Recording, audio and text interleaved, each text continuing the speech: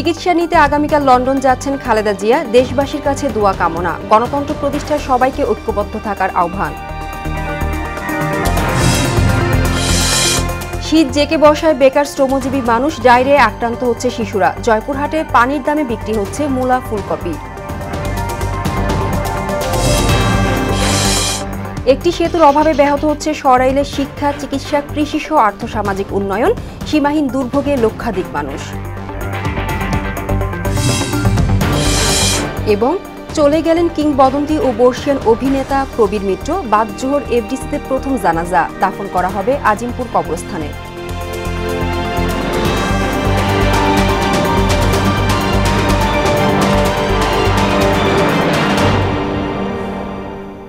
আসসালামু আলাইকুম, সবাইকে মোহনা সংবাদে স্বাগত।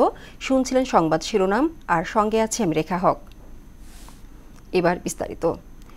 গণতন্ত্র প্রতিষ্ঠায় সবাইকে ঐক্যবদ্ধ থাকার আহ্বান জানিয়েছেন বিএনপি চেয়ারপারসন বেগম খালেদা জিয়া। রোববার রাতে গুলশানের বাসায় খালেদা জিয়ার সঙ্গে দলের স্থায়ী কমিটির সদস্যদের সাক্ষাৎ পরবর্তী ব্রিফিংয়ে এ কথা জানান মহাসচিব মির্জা ফখরুল ইসলাম আলমগীর।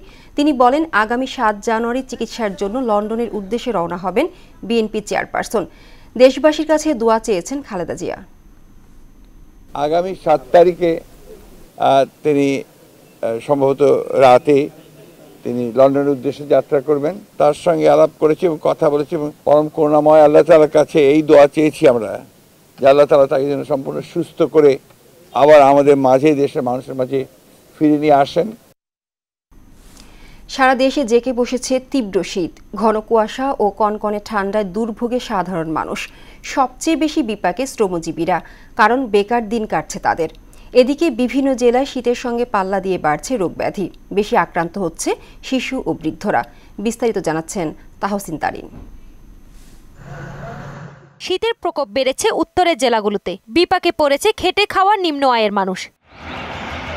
এদিকে গত কয়েকদিন ধরে চুয়াডাঙ্গায় হিমেল হাওয়া ও শৈত্যপ্রবাহের কারণে দুর্ভোগ বেড়েছে জনজীবনে। সবচেয়ে বিপাকে পড়েছে দরিদ্র পরিবারগুলো। শীতবস্ত্রের অভাবে মানবেতর দিন কাটছে তাদের। খড়কুটো জ্বালিয়ে শীত নিবারণ করছেন তারা। ঠান্ডার কারণে জানুয়ারি মাসের 1 তারিখ থেকে আমরা অতিরিক্ত ঠান্ডার কারণে আমরা বাইরে কাজে যেতে পারছি না।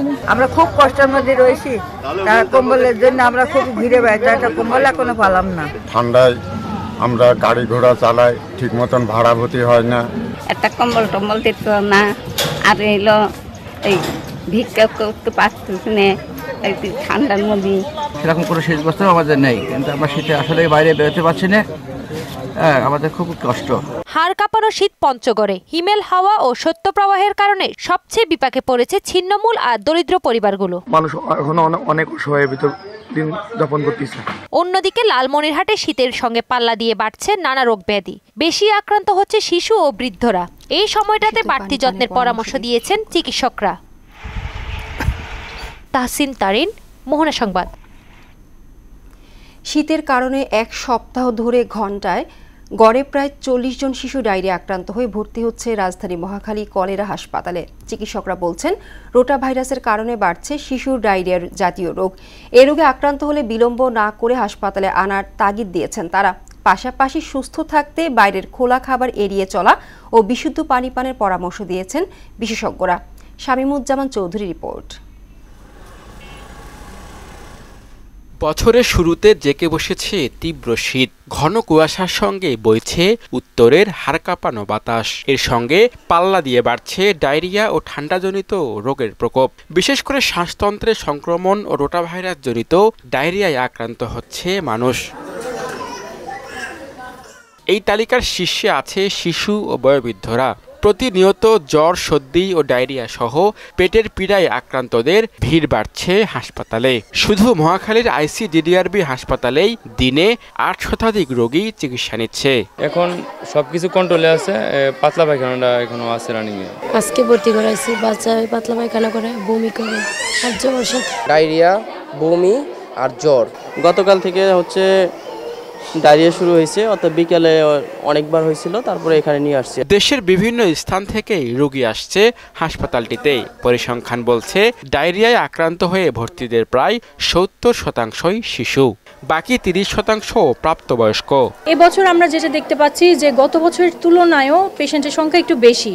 গত 2 সপ্তাহের হিসাব যদি আমরা দেখি, প্রতিদিনই 24 ঘন্টায় 800 থেকে 900 এই রেঞ্জের ভিতরে রোগী ভর্তি হয়েছে, এবং যারা ভর্তি হয়েছে তার মধ্যে 80 ভাগের বেশি 5 বছরের নিচে শিশু ছিল। যে লক্ষণগুলো আসলে আমরা বলি যে অ্যালার্মিং, যখন আমাদের হাসপাতালে নিয়ে আসতে হবে, সেই লক্ষণগুলো আমরা প্রচার করতে পারি। শীতকালীন এই ডায়রিয়ার জন্য দায়ী রোটা ভাইরাস।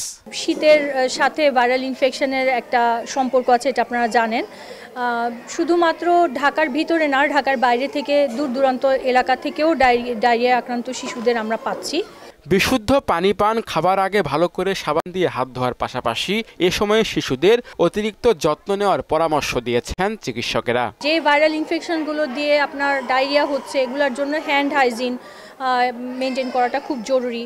যতবার বাচ্চাকে খাবার খাওয়াবো ততবার আমার হাতটা সাবান দিয়ে ধুয়ে নিয়ে তারপরে বাচ্চাকে খাবার দিতে হবে। এ রোগের চিকিৎসায় অ্যান্টিবায়োটিকের প্রয়োজন হয় না। এক্ষেত্রে আক্রান্তকে ওরাল স্যালাইন সেবন করতে হয়। নিয়ম মেনে মাপ মতন ওর স্যালাইনটা খাওয়াই। শামীমুজ্জামান চৌধুরী, মোহনা সংবাদ, ঢাকা। শীতকালীন সবজি, মূলা ও ফুলকপির বাম্পার ফলন হওয়ার পরও ন্যায্য মূল্য পাচ্ছেন না জয়পুরহাটের কৃষকরা। মূলা প্রতি কেজি 1 টাকা আর ফুলকপি 5 টাকা দরে বিক্রি হচ্ছে। হঠাৎ করে এই দর পতনের চরম হতাশায় কৃষকরা। তারা বলছেন এ দামে বিক্রি করে উৎপাদনের খরচও উঠছে না। মিলন রাহানের প্রতিবেদন, জানাচ্ছেন আফরিন পপি। জয়পুরহাটে প্রচুর পরিমাণে শীতের সবজি আবাদ হলেও বাজারে আমদানির পরিমাণ বেশি হওয়ায় দাম কমেছে সবজির। এর মধ্যে সবচেয়ে বেশি কমেছে মূলা আর ফুলকপির দাম। পাইকারি বাজারে প্রতি কেজি মূলা এখন 1 টাকা আর ফুলকপি প্রতি কেজি 5 টাকা দরে বিক্রি হচ্ছে। বর্তমানে বাজারে মূলা ও ফুলকপির দাম না থাকায় চরম বিপাকে পড়েছেন কৃষকরা। তারা জানান, লাভ তো দূরের কথা, উৎপাদন খরচই উঠছে না। প্রায় 60 টাকা পিস লাগাতে পড়ছে খরচ। আমরা কৃষকেরা মসি কিন্তু দামই পাচ্ছি না। আমরা 45,000 টাকা খরচ করে আমরা 5,000 টাকা বিক্রি করতে পারছি না। মূলায় 2 টাকা কেজি, কপি 1 পিস 5 টাকা। ফুলকপি খুবই সস্তা, এখানে কৃষকের খুব লস হচ্ছে। বর্তমানে দাম কম হলেও সবজি পরিবহনে খরচ বেড়েছে বলছেন পাইকারি ব্যবসায়ীরা। গাড়ি ভাড়াটা আমার মনে হচ্ছে না, তাহলে আমরা মনে করেন ব্যবসায়ীদের একটু অসহায়। একদিন নিয়ে যায়, পরের দিন আর কপি খাচ্ছে না, সেই ক্ষেত্রে আমাদেরকে এলা নষ্ট করতে হচ্ছে। সবজির ফলন ভালো হয়, হাটবাজারে আমদানি বেশি ও সংরক্ষণ সুবিধা না থাকা এবং সিন্ডিকেট সহ নানা সংকটে প্রকৃত মূল্য পান না কৃষকরা, জানালেন কৃষি সম্প্রসারণ অধিদপ্তরের উপপরিচালক। কৃষক যে মূল্য আশা করছিল সেই অনুযায়ী তারা প্রথম দিকে পাইলেও এখন কিন্তু সেই মূল্যটা পাচ্ছে না, যার কারণে তাদের মধ্যে কিছুটা হতাশা দেখা যাচ্ছে। সরকারি এবং বেসরকারি উদ্যোগে সবজি সংরক্ষণাগার, হিমাগার তৈরি করা যায়। সারা বছর ভোক্তা সেই সবজিটা পেতে পারে এবং কৃষক তার ন্যায্য মূল্য পাবে। চলতি মৌসুমে 4,730 হেক্টর জমিতে শীতকালীন সবজি চাষের লক্ষ্যমাত্রা নির্ধারণ করা হলেও আবহাওয়া অনুকূলে থাকায় লক্ষ্যমাত্রা অতিক্রম করে এবার প্রায় 5,000 হেক্টর জমিতে সবজি আবাদ হয়েছে। আফরিন পপি, মোহনা সংবাদ। একটি সেতুর অভাবে সীমাহীন দুর্ভোগ পোহাচ্ছেন ব্রাহ্মণবাড়িয়া সরাইলের লক্ষাধিক মানুষ। ছেত্রা নদী পারাপারে বাঁশের সাঁকুই তাদের একমাত্র ভরসা। এতে শুষ্ক মৌসুমে চলাচল করা গেলেও বর্ষায় দুর্ভোগের সীমা থাকছে না তাদের। ব্যাহত হচ্ছে চিকিৎসা, শিক্ষা, কৃষি সহ আর্থসামাজিক উন্নয়ন। আলমগীর মিয়ার প্রতিবেদন, জানাচ্ছেন বুশরাত জাহান। প্রায় 30 বছর আগে এলাকাবাসীর নিজস্ব অর্থায়নে সরাইল উপজেলার অরুয়াইল ইউনিয়নের ছেত্রা নদীর উপর অরুয়াইল পাকশিমুল সংযোগের জন্য বাঁশের সাঁকো তৈরি করা হয়। সেটি দিয়েই নদী পারাপার করছেন 2 পারের 20 গ্রামের লক্ষাধিক মানুষ। একটি সেতুর জন্য জনপ্রতিনিধিরা বারবার আশ্বাস দিলেও আজও তা বাস্তবায়িত হয়নি। এলাকাবাসী জানান, অন্তঃসত্ত্বা নারীদের জন্য এই বাঁশের সাঁকোটি খুবই ঝুঁকিপূর্ণ। বর্ষা মৌসুমে ঝড় তুফানে এই সাঁকো ভেঙে যায়, ফলে শিক্ষার্থী সহ কৃষক, ব্যবসায়ী সকলেই বিপাকে পড়েন। গাড়ি সারি চলে মানুষ এই যাইতে পারে না সন্ধ্যা হলে। একটা মাল নিতে গেলে এখান থেকে আইটে নিয়ে পরে গাড়িতে মাল উঠাইতে হবে। এই ব্রিজ হলে বাজার থেকে মাল নিয়ে যেতে মানুষের অনেক সহজেই। আমরা অনেক দিন যাবৎ এই ব্রিজটার জন্য আমাদের ছাত্রছাত্রী আমরা এলাকার মানুষ খুব কষ্ট করতেছি। আমরা শুধু একটা আশার উপরে আছি যে কোনো মুহূর্তে আমাদের উরওয়াইল রাইন্দার এই ব্রিজটা হয়ে যাবে। এলাকাবাসীর দুর্ভোগের কথা উল্লেখ করে ব্রিজ নির্মাণে সরকারি উদ্যোগকে দ্রুততর করার আহ্বান জানালেন এই জনপ্রতিনিধি। লক্ষাধিক মানুষের আপামর জনসাধারণের একমাত্র দাবি হইল এই সেত্রা ব্রিজটি। আমাদের এই ব্রিজটি হলে আমাদের করে দিয়ে আপনাদের মাধ্যমে অনুরোধ জানাই করে দিয়ে আমাদেরকে কৃতার্থ করার জন্য। এলাকাবাসীর কাঙ্ক্ষিত ব্রিজটি ইতোমধ্যে একটি প্রকল্পের আওতাধীন এবং শিগগিরই এর কাজ শুরু হবে বলে জানালেন এলজিইডির এই প্রকৌশলী। ব্রিজের ব্যাপারে কথা বলার জন্য আসছেন, এটা একটা প্রকল্পে অন্তর্ভুক্ত হয়েছে এবং ওই প্রকল্পের প্রকল্প পরিচালক মহোদয় এই ব্রিজটা পরিদর্শন করে গেছেন। এই ব্রিজের কাজ এটা চলমান রয়েছে। সেতু নির্মাণের সব ধরনের সার্ভে ইতোমধ্যেই সম্পূর্ণ হয়েছে বলেও জানান তিনি। বুশরাত জাহান, মোহনা সংবাদ। চলে গেলেন কিংবদন্তি ও বর্ষিয়ান অভিনেতা প্রবীর মিত্র। রোববার রাতে রাজধানীর একটি হাসপাতালে শেষ নিঃশ্বাস ত্যাগ করেন তিনি। ফুসফুস সহ নানা জটিলতায় ভুগছিলেন জাতীয় চলচ্চিত্র পুরস্কার প্রাপ্ত নন্দিত এই অভিনেতা। প্রবীর মিত্রের ছেলে মিথুন মিত্র জানান, গেল 22 ডিসেম্বর হাসপাতালে ভর্তি করা হয় তাকে। রাতে ফ্রিজার গাড়িতে প্রবীর মিত্রের লাশ ধানমন্ডির বাসায় রাখা হয়। জানা গেছে আজ জোহরের নামাজের পর এফডিসিতে প্রথম জানাজা অনুষ্ঠিত হবে। এরপর চ্যানেল আইতে দ্বিতীয় জানাজা শেষে তাকে দাফন করা হবে আজিমপুর কবরস্থানে। দেশের বাইরের খবর। ইসরায়েলি বর্বর হামলায় গাজা উপত্যকায় গত 24 ঘন্টায় আরও 88 ফিলিস্তিনি নিহত হয়েছেন। আহত হয়েছেন 200 জন। 15 মাসে লাগাতার হামলায় উপত্যকাটিতে মোট নিহতের সংখ্যা 45,800 ছাড়িয়ে গেছে। আহত হয়েছেন 1 লাখেরও বেশি মানুষ। যুদ্ধবিরতি চুক্তির বিশদ বিবরণ নিয়ে হামাস এবং ইসরায়েল এখনও সমঝোতায় আসতে পারেনি। বার্তা সংস্থা রয়টার্সের তথ্য মতে ফিলিস্তিনি গোষ্ঠী চুক্তির প্রথম পর্যায়ের অংশ হিসেবে ইসরায়েলের কাছে আটক 34 ফিলিস্তিনি বন্দীর মুক্তি চায়। তবে ইসরায়েল এ দাবি অস্বীকার করেছে। শেষ করব মোহনা সংবাদ। যাবার আগে সংবাদ শিরোনামগুলো জানিয়ে দিচ্ছে আরো একবার।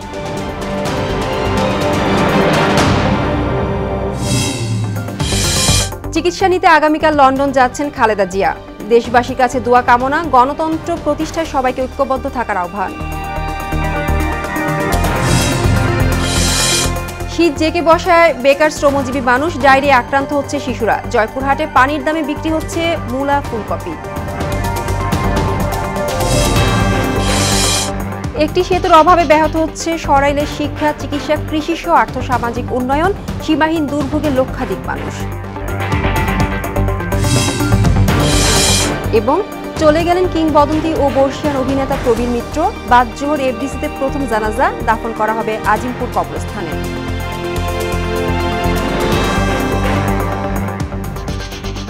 এই ছিল মোহনা সংবাদে। পরবর্তী সংবাদ দুপুর 1টায়। এর আগে সংবাদ এক নজরে দেখবেন দুপুর 12টায়। মোহনার সবশেষ খবর জানতে ভিজিট করুন www.mohana.tv।